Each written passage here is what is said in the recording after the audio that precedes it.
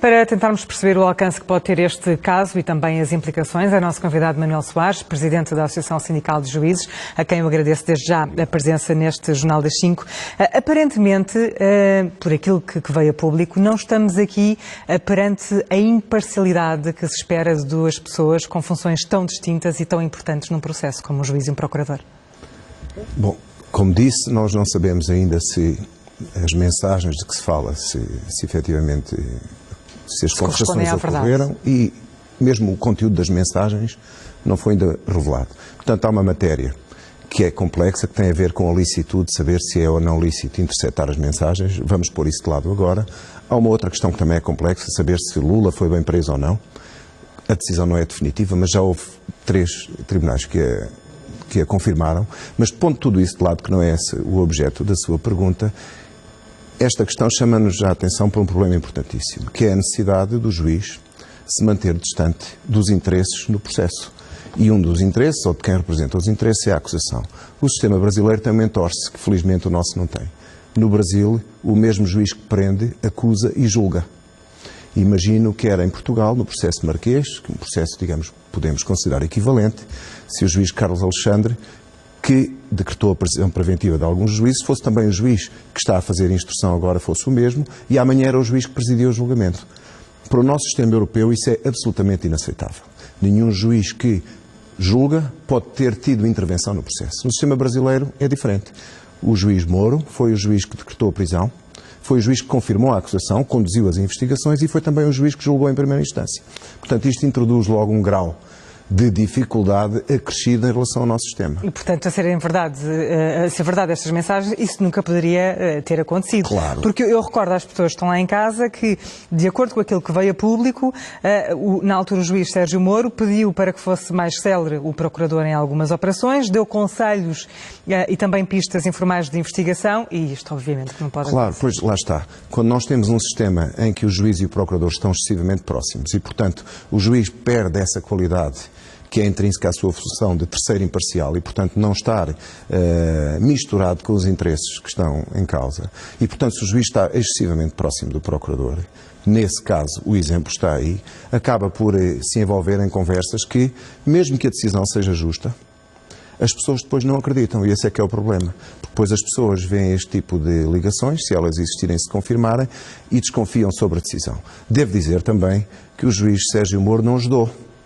Porque ao longo dos anos, ou dos meses em que investigou, eu já tenho dito isto e até disse isso a juízes brasileiros que me dizem, confiam na integridade do juiz, mas também se sentiram incomodados com a sua excessiva exposição. Quer dizer, não ajudou nada um juiz que tem um processo daquela natureza andar a desdobrar-se em entrevistas e conferências a falar do processo. Isso em Portugal era absolutamente inaceitável. Um juiz que fizesse isso tinha um problema disciplinar imediato e bem. Também não ajudou o facto do juiz em causa depois ter ido para o Ministro da Justiça. E, sobretudo, depois dizer que a ida para o Ministro da Justiça era a continuação de uma causa que já tinha antes, a causa contra a corrupção. Contra a corrupção. Os juízes não podem ter causas, não podem ser militantes de causas dessa natureza, porque isso envolve fidelidades.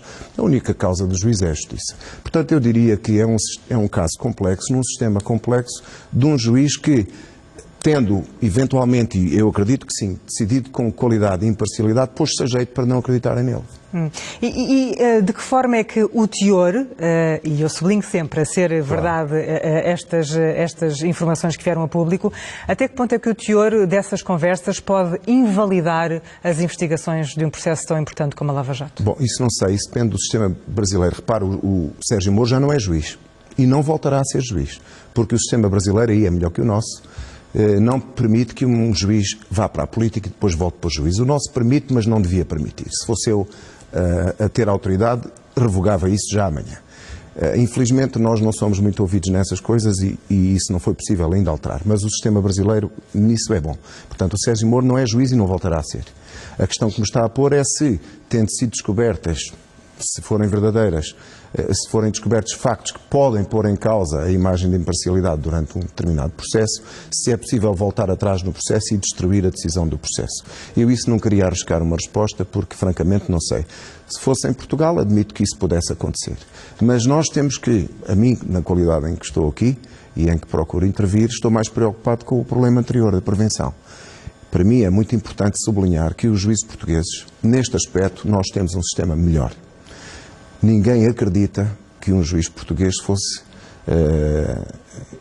envolver-se em conversações com os procuradores que estão a conduzir o caso, a dizer faça a busca, faça esta escuta. Isso seria inaceitável, isso seria uma violação, além da lei, uma violação grave da ética. Se isso acontecesse, um juiz que fizesse isso tinha consequências disciplinares graves, e bem, e no plano do processo, as partes do processo podiam pôr em causa a imparcialidade do juiz, mesmo que a decisão fosse justa. E este é que é o problema principal.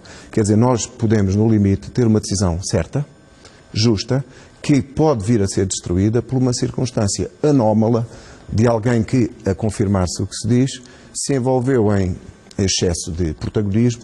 E aqui, às vezes, a imprensa também tem alguma responsabilidade quando nós usamos expressões como super juiz. E isso não é só agora a propósito do Carlos Alexandre. Eu lembro do Rui Teixeira, o juiz, quando prendeu os arguidos do processo de Casa Pia, também era super juiz. Andavam atrás dele com câmaras, chegou a haver uma marca de roupas que queria vesti-lo. Nós, quando endeusamos um juiz, estamos... claro que o juiz deve ser forte suficientemente para resistir a essa vontade de se expor e resistir à tentação de ver um microfone e uma câmara e perder aquilo que deve manter, que é o recato e a reserva. Mas o que eu quero dizer... Que é que não tem dúvidas em apontar que faltou, no caso do juiz Sérgio Moro. Se for verdade. Não, na parte que é pública, que o juiz se envolveu em conferências e que andou a dar entrevistas sobre o processo, não tenho nenhuma dúvida. Já disse isso, já escrevi e disse aos juízes brasileiros e eles concordam. As pessoas não são todas iguais e até lhes dizia que em Portugal um juiz que fizesse isso tinha imediatamente um processo disciplinar, porque a nossa lei é muito clara, um juiz não pode falar sobre os processos que tem em curso.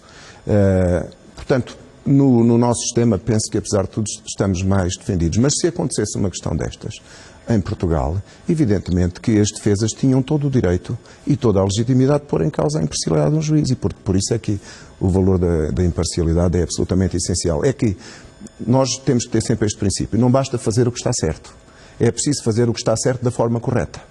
E, portanto, num caso como este, se o juiz tiver feito o que está certo, ou seja, se a decisão estiver certa, se a tiver feito da forma incorreta, pode a decisão vir a ser questionada mais Deixa-me só colocar-lhe uma outra questão. A forma como estas alegadas mensagens foram obtidas, ou seja, através de pirataria informática, isto pode, de alguma forma, tirar algum tipo de crédito ao que está aqui em causa?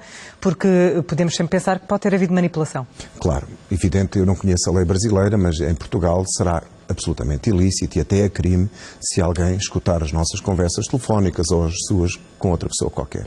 Portanto, por isso é que eu disse no início, pondo agora de lado a questão da legalidade da prova. Quer dizer, porque nós podemos, no limite, amanhã chegar à conclusão de que há indícios de alguma prática que justificasse algum tipo de investigação, mas sendo a prova inválida, se for esse o caso no sistema brasileiro, francamente não sei, acabamos por não ter elementos para poder avançar. E essa questão também é grave, porque nós hoje estamos em várias áreas e temos falado nisso todos os dias a propósito de futebol e de outras coisas, de outras áreas relevantes. Nós hoje não hesitamos em recorrer a provas ilegais procurando fazer aquilo que está certo. E aqui voltamos ao que eu disse há pouco. Nós não nos basta fazer o que está certo. Temos que fazer da forma correta. É um caso certamente que ainda vai correr muita tinta sobre este caso. Manuel Soares, muito obrigada pelas suas explicações.